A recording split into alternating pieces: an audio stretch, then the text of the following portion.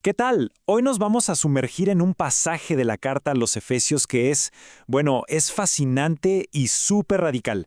Nos pone delante de dos caminos, pero que son completamente opuestos.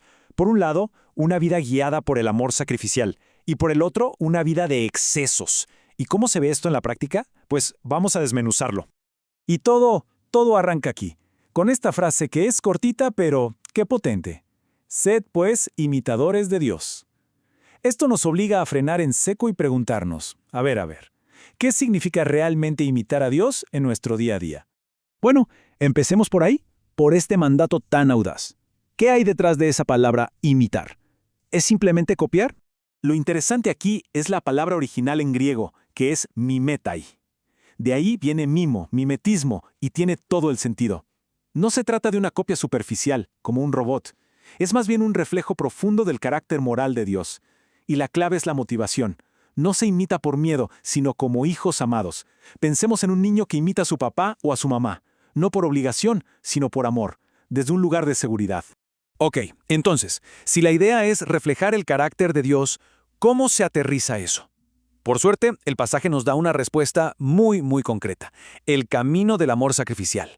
La instrucción es: andad en amor. Ojo, en el lenguaje de la Biblia, andar no se refiere a un acto de un momento. Se refiere a un estilo de vida completo, a nuestro comportamiento habitual. El amor, entonces, no es algo que sentimos a veces, sino que es la atmósfera constante en la que vivimos. Es el aire que respiramos. Pero no estamos hablando de cualquier tipo de amor.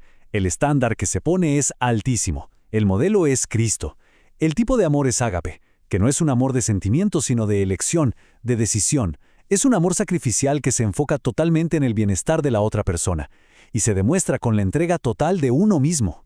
Y esta imagen ¡wow! Es increíble. Una vida de amor así, de sacrificio, se describe como una ofrenda de olor fragante para Dios.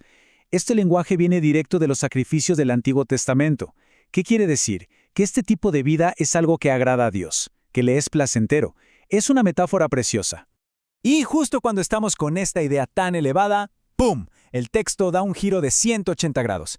Después de pintar este cuadro tan bonito del camino del amor, lo contrasta de una forma brutal con el mundo que rodeaba a los primeros creyentes en Éfeso, un mundo de excesos. El pasaje menciona tres cosas que son, básicamente, la antítesis del amor sacrificial: la inmoralidad sexual, que en griego es porneia; la impureza en un sentido más amplio, acatarsia; y la avaricia, ese deseo insaciable de tener más, que se conocía como pleonexía. Y estas no eran ideas abstractas, eran prácticas súper comunes en el día a día del mundo grecorromano. Fíjense en el contraste. Es que es impactante. Por un lado tenemos el llamado a la entrega, a la pureza, a ser un olor fragante para Dios. Y por el otro, ¿qué había en la cultura de Éfeso? Inmoralidad ritual, exceso, libertinaje, festivales de fertilidad. Son literalmente dos mundos que chocan. Y para entender la fuerza de esta advertencia, hay que saber a quién se adoraba en Éfeso. No era la Artemisa cazadora y virgen de la mitología griega, no, era una diosa de la fertilidad. Y su culto, sobre todo en las fiestas en su honor, involucraba excesos y promiscuidad que eran considerados actos de devoción. De ese contexto, se les estaba pidiendo a los creyentes que salieran. Ahora, de las grandes acciones, el pasaje se vuelve súper práctico. Se enfoca en algo que hacemos todos los días: usar el lenguaje. Resulta que nuestras palabras pueden ser el antídoto.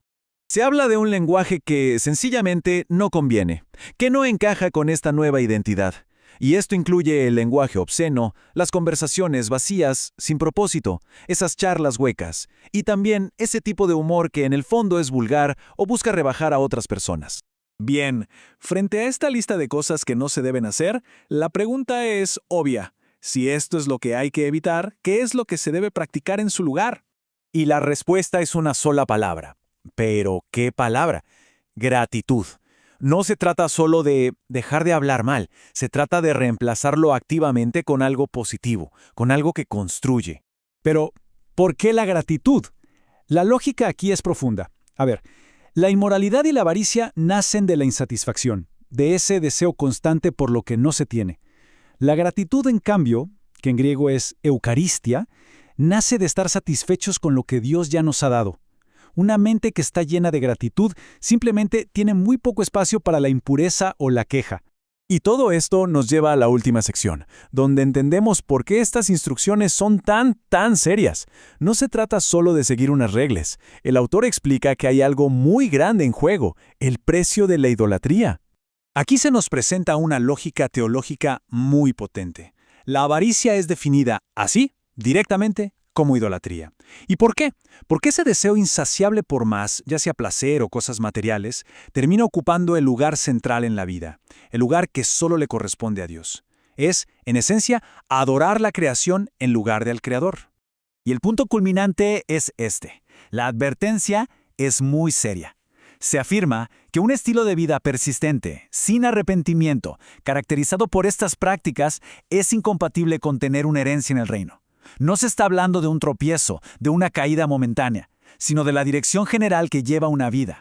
Y el pasaje cierra con esta instrucción: no seáis, pues, partícipes con ellos. Es muy importante entender esto bien. No es un llamado a aislarse del mundo, a meterse en una burbuja. Es un llamado al discernimiento. Significa negarse a adoptar los mismos valores y prácticas, marcando una diferencia clara en cómo se vive. Y este análisis nos deja con una reflexión final, una pregunta que se queda resonando, conectada con esa metáfora tan potente del pasaje. Si nuestras vidas, como el sacrificio de Cristo, pueden ser una fragancia, la pregunta que queda en el aire es ¿qué aroma desprenden? ¿El del amor sacrificial o el del exceso y la insatisfacción? Una pregunta para llevarnos y meditar.